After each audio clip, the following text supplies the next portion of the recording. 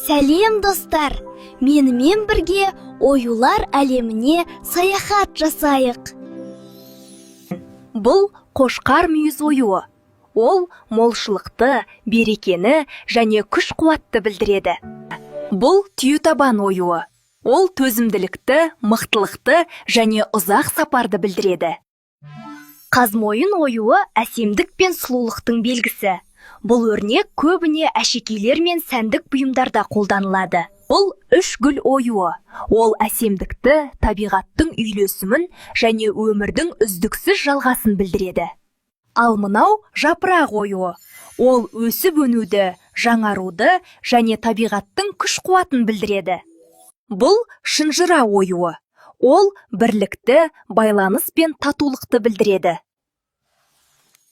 Ал жұлдыз оюы жарықты, үмітті және биік армандарды білдіреді. Бұл айшық оюы.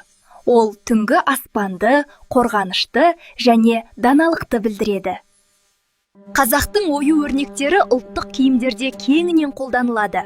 Мысалы, камзол, жилетке сияқты киімдер оюлармен безендіріліп, халықтың әсемдігін көрсетеді. Ою өрнектер кілемдерде, текеметте, сандықтарда және ыдыс-аяқта да кездеседі. Достар, егер бұл видео сізге ұнаса, лайк басып, менің парақшама тіркеліп қойыңыз.